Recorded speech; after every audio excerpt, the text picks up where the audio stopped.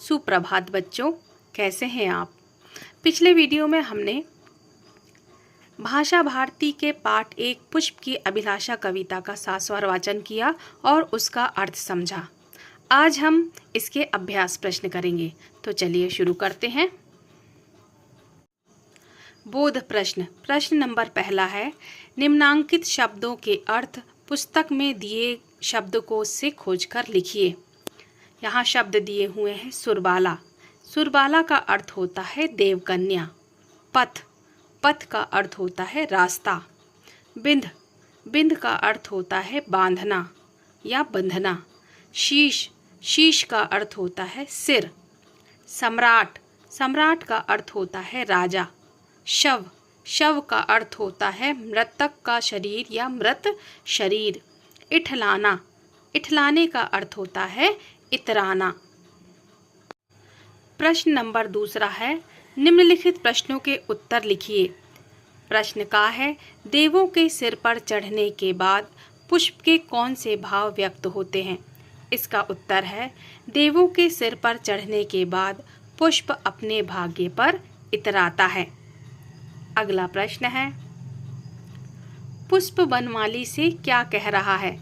इसका उत्तर है, पुष्प वनमाली से कह रहा है कि मुझे उस पथ पर फेंक देना जहां से वीर सिपाही गुजरने वाले हों। अगला प्रश्न है, पुष्प अपनी राष्ट्रीय भावना किस प्रकार व्यक्त करना चाहता है।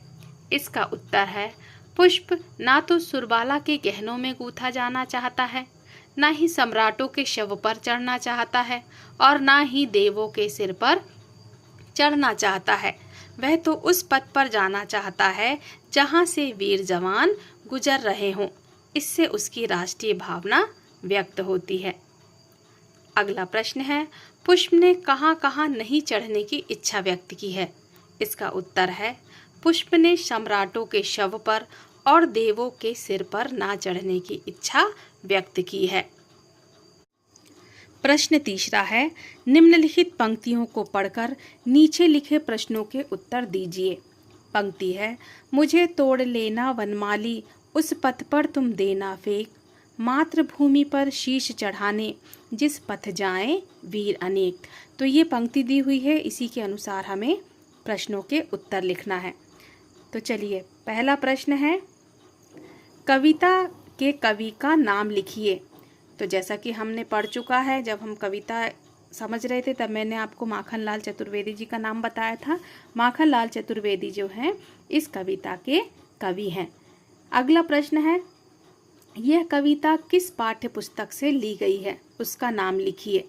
इसका उत्तर है, यह कविता भाषा भारती के कक्षा 5 पाठ्य पुस्तक से ली गई है।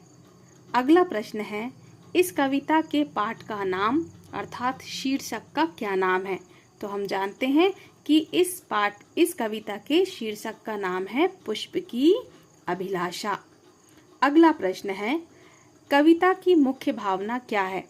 तो इसका उत्तर है, देश प्रेम, त्याग और बलिदान की भावना का विकास करना। यही क्या है, इस कविता की मुख्य भावना है। भाषा अध्ययन के अंतर्गत अगला प्रश्न है, निम्नलिखित शब्दों का उच्चारण कीजिए और उन्हें वाक्य में प्रयोग कीजिए। पहला शब्द है सुरबाला। इसे हम वाक्य में प्रयोग करेंगे। चाह नहीं मैं सुरबाला के गहनों में गूंथा जाऊं। इसका अर्थ जैसा कि हमें पता है कि पुष्प ये नहीं चाहता कि मुझे कोई देव कन्या के गहनों में गूंथे। दूसरा शब्द है सम्राट। इसका हम वाक्य बनाएंगे, अशोक एक महान सम्राट थे। अगला शब्द है भाग्य। इसका हम वाक्य बनाएंगे, उसका भाग्य बहुत अच्छा है, या उसकी जगह हम किसी पर्टिकुलर व्यक्ति का नाम भी यहाँ ले सकते हैं कि राम का भाग्य बहुत अच्छा है। अगला शब्द है मातृभूमि। हमें मातृभूमि की सेवा करनी चाहिए। अगला शब्द है गूंथना। फूलों को माला में गूंथना चाहिए। यहाँ ओ की मात्रा नहीं लगी हुई है, तो आप लोग ध्यान देंगे। अगला है शव। पुष्प शव पर नहीं चढ़ना चाहता। भाषा अध्ययन के अंतर्गत प्रश्न दूसरा है, दिए गए शब्दों के पर्यायवाची शब्द चौखाने में से छांटकर लिखिए। तो यहाँ पे दो पर्यायवाची शब्द, एक दूसरे के पर्यायवाची शब्द दिए हुए हैं, लेकिन मैं इसमें एक और ऐड करके आपको 3 पर्यायवाची शब्द बताऊंगी। ठीक है, तो चलिए शुरू करते हैं। पानी, पानी को हम कहते हैं जल या नीर। पानी का पर्यायवाची है जल या नीर।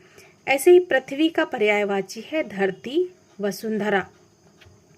फूल का पर्यायवाची है सुमन कुसुम। बादल का पर्यायवाची है मेघ जलद। सूर्य का पर्यायवाची है रवि दिनकर। और चंद्रमा का पर्यायवाची है शशि या चंद्रमा। भाषा अध्ययन के अंतर्गत प्रश्न तीसरा है, निम्नलिखित शब्दों के शुद्ध रूप लिखिए। यहाँ अशुद्ध वर्तनी में लिखा हुआ है, हम शुद्ध वर्तनी के साथ एक बार इसको दोहराएंगे। सम्राट, मातृभूमि, गूथा, वनमाली, पथ, शीश और सिर। अगला प्रश्न है, निम्न में से संज्ञा और क्रिया शब्द छांटकर अलग अलग लिखिए। जैसा कि हम जानते हैं बच्चों की संज्ञा किसे कहते हैं, किसी व्यक्ति, वस्तु, जाति, स्थान, प्राणी, भाव के नाम को संज्ञा कहते हैं। और क्रिया किसे कहते हैं, जिस शब्द से किसी कार्य के करने या होने का बोध होता है, अर्थात हम जो भी काम करते हैं वो क्या कहलाता है, क्रिया कहलाता है। तो यहाँ शब्द दिए हुए हैं, हमें संज्ञा और क्रिया शब्द अलग अलग करना है। तो चलिए शुरू करते हैं। पहला शब्द है सुरबाला। सुरबाला अर्थात देवकन्या। देवकन्या किसी का नाम है या फिर सुरबाला किसी का नाम है, तो सुरबाला क्या हुआ, संज्ञा। पुष्प क्या हुई, संज्ञा, क्योंकि पुष्प एक नाम है। चाहना, हम किसी चीज़ की इच्छा करते हैं, चाहते हैं, तो ये एक प्रकार की क्रिया है। गूंथना, जैसे माला को, जैसे हम फूलों को एक माला बनाकर फूलों को गूंथते हैं, तो गूंथना क्या हुआ, एक क्रिया। ललचाना, ललचाऊं, ये भी क्या है, एक क्रिया। मतलब हमारे द्वारा कोई क्रिया की जा रही है, हमारे द्वारा किसी का लालच किया जा रहा है, तो ये क्या हुई, एक क्रिया। हरि, हरि श्री कृष्ण का नाम है, हम श्री कृष्ण को हरि कहते हैं, तो ये। देव, देव हम भगवान को भी कहते हैं, तो ये भगवान का एक नाम हुआ, तो देव संज्ञा हुई। सिर, सिर क्या है, हमारे शरीर के एक हिस्से का नाम है सिर। सिर क्या हुई, संज्ञा हुई, क्योंकि किसी भी चीज़ के नाम को क्या कहते हैं, संज्ञा कहते हैं। चढ़ूं, चढ़ना, चढ़ना क्या है, एक क्रिया है। इठलाऊं, इठलाना क्या है, जिस तरह ललचाना एक क्रिया है, उसी तरह इठलाना भी एक क्रिया है। वनमाली, वनमाली किसका नाम है, जो कि वनों की रक्षा करता हो या फिर जो बगीचे की रक्षा करता हो, उसे हम देखरेख करता हो, उसे हम क्या कहते हैं, वनमाली। तो बच्चों इस तरह हम संज्ञा और क्रिया शब्द को अलग अलग कर लेते हैं। संज्ञा शब्द कौन कौन से हुए, सुरबाला, पुष्प, हरि, देव, सिर और वनमाली। क्रिया शब्द गूथा, चाहना, चढ़ाऊं, चढ़ूं, इठलाऊं, ललचाऊं। तो बच्चों आज के लिए इतना ही। आशा करती हूँ कि ये वीडियो आपके लिए उपयोगी होगा। अगर आपको वीडियो पसंद आता है इसे लाइक कीजिए, चैनल को सब्सक्राइब कीजिए और अपने सहपाठी को शेयर करना ना भूलें।